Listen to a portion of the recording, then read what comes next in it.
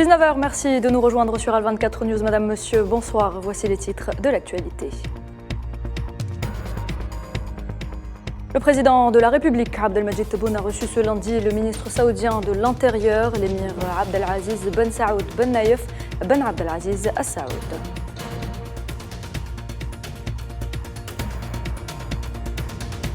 La valeur des réserves de change algériennes a dépassé les 60 milliards de dollars, soit près d'un an et demi d'importation de biens et services.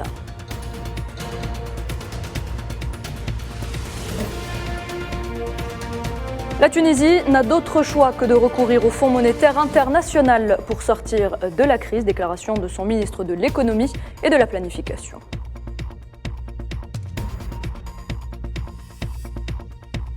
Alors que Kiev réclame l'exclusion de la Russie de l'Organisation des Nations Unies, Vladimir Poutine réunit les dirigeants de la communauté des États indépendants.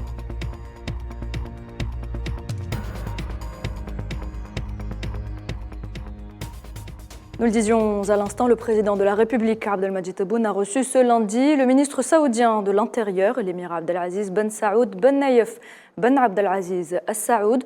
L'audience s'est déroulée en présence du directeur de cabinet à la présidence de la République, Abdelaziz Khalaf, et du ministre de l'Intérieur, des collectivités locales et de l'aménagement du territoire, Brahim Merad. Ce chiffre à retenir, la valeur des réserves de change algériennes a dépassé les 60 milliards de dollars, soit près d'un an et demi d'importation de biens et services. C'est ce qu'a annoncé ce lundi le gouverneur de la Banque d'Algérie.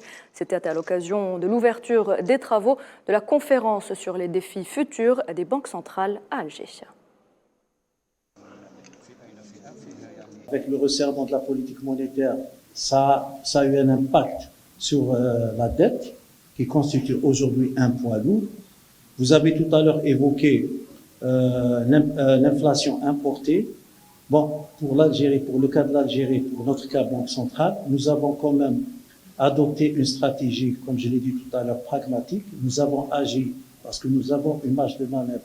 Nous avons des indicateurs fondamentaux, certains fondamentaux verts, notamment par rapport à la balance commerciale.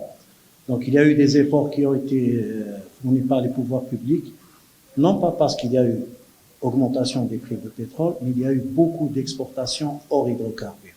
Je dois le souligner, il y a eu pratiquement pour 6 milliards de dollars juste pour l'année 2022, ce qui est une performance qui n'a jamais été atteinte jusqu'à présent. Sachez que le Premier ministre algérien Ayman Ben Abdelrahman annonce l'ouverture du capital d'au moins 2 banques publiques durant l'année 2023 pour renforcer et diversifier les ressources financières, une première en Algérie. On l'écoute. Nous souhaitons que l'autorité monétaire, en collaboration avec le ministère des Finances, qu'il puisse accélérer l'ouverture du capital des banques publiques d'au moins 2 banques à l'horizon 2023 pour donner un nouveau souffle au système bancaire et encourager la compétitivité avec tous ces produits et dérivés. Et c'est un engagement du président de la République que nous devons concrétiser.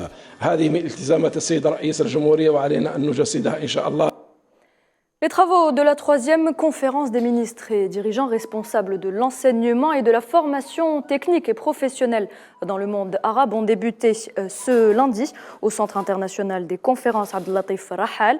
Cette rencontre tend à mettre en place un plan de développement global du secteur de l'enseignement et de la formation technique et professionnelle dans le monde arabe et promouvoir les expériences nationales dans ce domaine.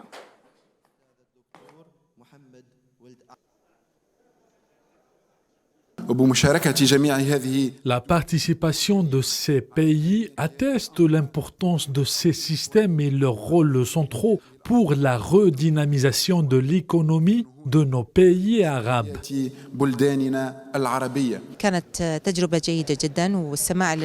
fut une bonne expérience à travers laquelle nous avons profité de l'expérience entreprise par la République algérienne. L'État du Qatar vise également à œuvrer dans le même domaine. Nous avons travaillé avec des parties gouvernementales algériennes telles que le centre de formation. Il y a eu de bonnes initiatives adéquates avec l'environnement et la société dans ce registre.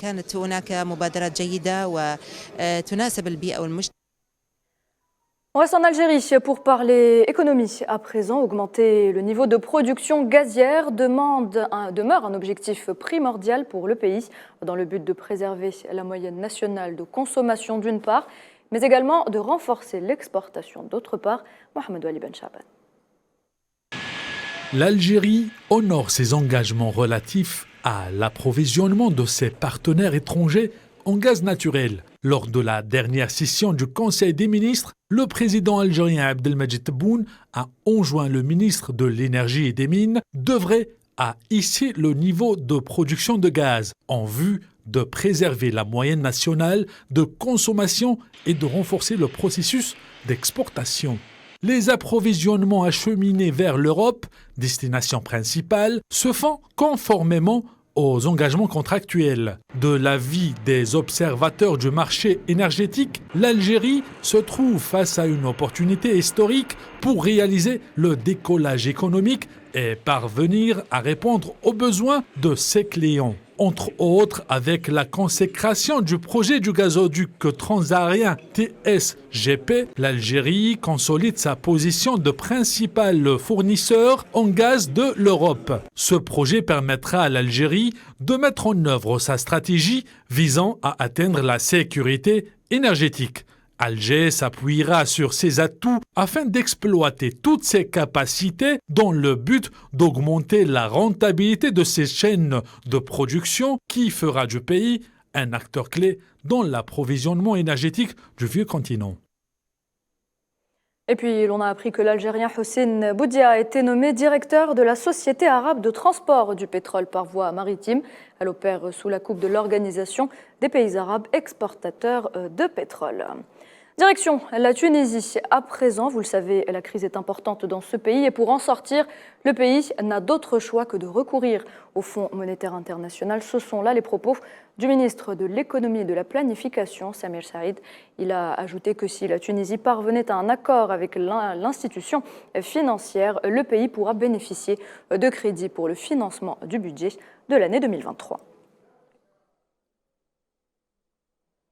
Ce matin, les forces de l'occupation sioniste ont fait irruption dans de nombreuses maisons palestiniennes en Cisjordanie occupées. Ils ont également arrêté au moins 14 personnes, dont un père et son fils, une situation quasi quotidienne que subissent les Palestiniens.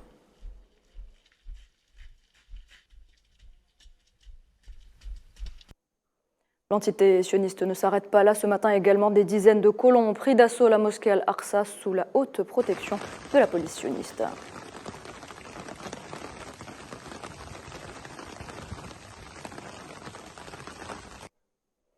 Dans un tout autre registre, une délégation du gouvernement éthiopien est arrivée ce lundi dans la région du Tigré pour superviser l'application des principaux points de l'accord de paix. Il s'agit de la première visite officielle après 2 ans de conflit meurtrier. Elle intervient 2 mois après l'accord de paix signé entre les autorités éthiopiennes et les rebelles tigréens.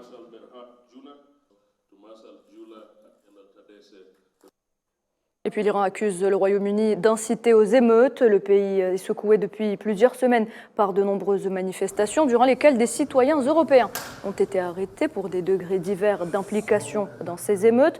Et certains de ces pays, en particulier le Royaume-Uni, ont eu un rôle provocateur incitant aux émeutes selon Téhéran.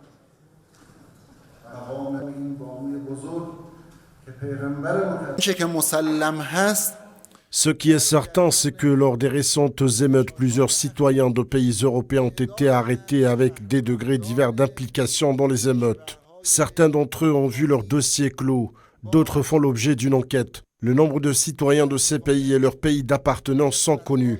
Des informations consulaires et politiques ont été données à leurs pays respectifs. Certains de ces pays, en particulier celui que vous avez mentionné, ont joué un rôle non constructif par rapport aux récents développements en Iran et un rôle provocateur en incitant aux émeutes. Dans l'actualité également, 10 mois après le début de la guerre en Ukraine, Kiev appelle à l'exclusion de la Russie des Nations Unies, une demande qui n'a aucune chance d'aboutir puisque Moscou dispose d'un droit de veto au Conseil de sécurité de l'ONU. Et pendant ce temps, le président russe Vladimir Poutine rencontre les dirigeants de la communauté des États indépendants, dont le premier ministre arménien Nikol Pachinian, le président azerbaïdjanais Ilham Aliyev et le président du Bélarus Alexandre Loukachenko. C'est donc lors d'une réunion informelle tenue à Saint-Pétersbourg.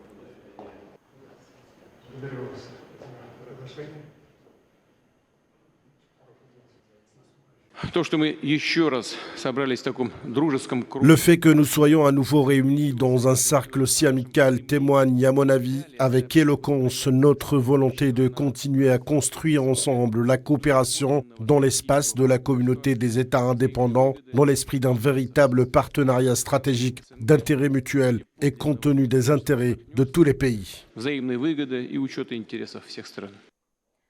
De nouvelles manœuvres militaires chinoises, aériennes et maritimes ont été opérées autour de l'île de Taïwan. Dans une conjoncture internationale jalonnée de complications, cette séquence vient confirmer la montée des tensions entre Pékin et Washington, principalement autour de l'espace hyper stratégique de la mer de la Chine méridionale. Sofiane Baroudi.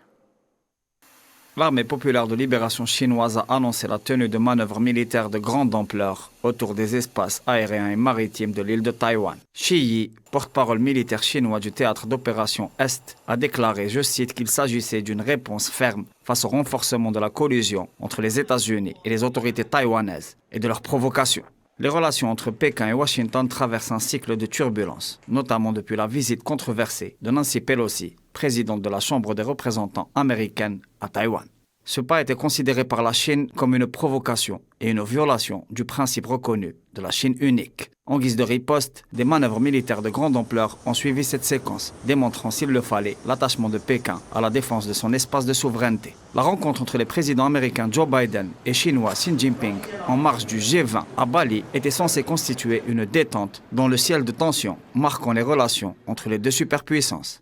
À ce propos, le chef de la diplomatie chinoise, Wang Yi, a exprimé la volonté de Pékin de remettre sur rail la relation sino-américaine en application des accords auxquels sont parvenus les deux présidents. Dans ce siège et à l'occasion d'un appel téléphonique avec son homologue américain Anthony Blinken, Wang Yi a réaffirmé l'attachement de Pékin à la défense de la paix et au respect des principes et des objectifs de la Charte des Nations Unies. Il a également exprimé que son pays continuera à défendre fermement sa souveraineté, sa sécurité nationale et ses intérêts stratégiques. Pour sa part, le chef de la diplomatie américaine a confirmé que la Chine était le premier concurrent des États-Unis dans le monde, au regard de la doctrine stratégique de Washington, qui plaide pour une plus grande implication de l'Alliance Atlantique dans la région du Sud-Est asiatique, jalonnée par de multiples nœuds de tension. Les USA considèrent la zone Asie-Pacifique et la mer de Chine méridionale comme des espaces d'action prioritaires sur plusieurs dimensions d'importance névralgique. D'ailleurs, après l'adoption d'une loi américaine sur la défense, la National Defense Authorization Act, qui permet notamment l'octroi d'une aide militaire américaine de 10 milliards de dollars et des ventes d'armes à Taïwan, Pékin a réagi en exprimant sa ferme opposition à cette disposition. Dans une conjoncture internationale bouleversée par le conflit de haute intensité sur le vieux continent, des tensions récurrentes font peser un risque d'instabilité sur des espaces géostratégiques clés, confrontés à des situations d'équilibre précaires à l'ombre de la recomposition globale de l'échiquier mondial. Et un mot de sport avant de clore cette édition. Le 7 national est arrivé en Roumanie ce matin afin de prendre part à un tournoi amical de handball prévu du 27 au 30 décembre avec l'Égypte, la Slovaquie et la Roumanie, et ce en prévision de sa participation au 28e championnat du monde de handball prévu en janvier 2023 en Pologne et en Suède. Le sélectionneur national Rabah Gharbi a convoqué 21 joueurs, dont 13 évoluant à l'étranger. Et c'était la dernière information de cette édition. Merci de l'avoir suivi. Très bonne soirée et à demain.